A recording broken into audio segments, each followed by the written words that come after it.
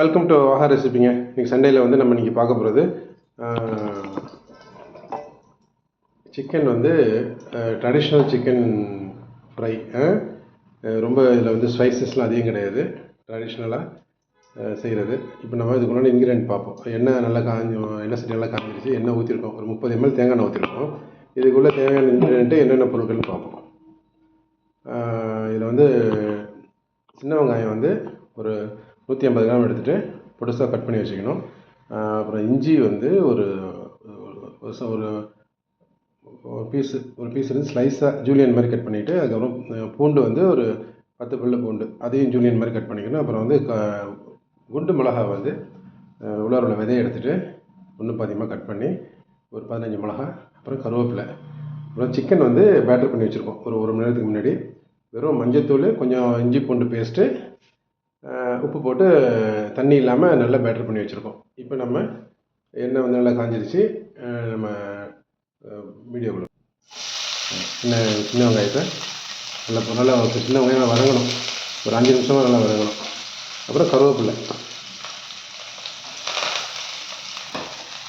வெங்காயம் நல்லா வதங்கிடுச்சு. இப்போ இந்த காஞ்ச மிளகாயும் பூண்டு இஞ்சி அதையும் போட்டு நல்லா விதை இல்லாமல், மிளகாவோட விதை இல்லாமல் இருக்கணும். அப்போ தான் ரொம்ப காரம் இல்லாமல் இருக்கும். நல்லா வதக்கணும்.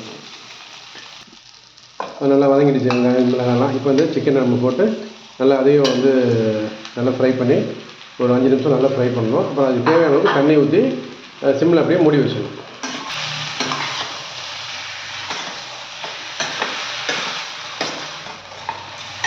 சிக்கனில் வந்து பேட்டர் பண்ணும்போது உப்பு போட்டதுனால உப்பு வந்து கரெக்டாக இருக்கும். அதனால் உப்பு தேவையில்லை. ஆல்ரெடி பேட்டர் பண்ணும்போது உப்பு போட்டு தான் பேட்டர் பண்ணிடணும். இதுக்கு தேவையான அளவுக்கு தண்ணி ஒரு சின்ன டம்ளரில் ஒரு டம்ளர் வந்து ஊற்றுறோம். அவ்வளோதான். இதை அப்படியே மூடி வச்சிடணும். சிம்மில் ஒரு 20 நிமிஷம், சிம்மில் வச்சு ஒரு 20 நிமிஷம் வச்சிடும். நல்லா வெந்துருச்சு சிக்கனை. பட் தண்ணி கொஞ்சம் சுண்டட்டும். கொஞ்சம் ஹை ஃப்ளேமில் வச்சு ஒரு 5 மினிட்ஸ்.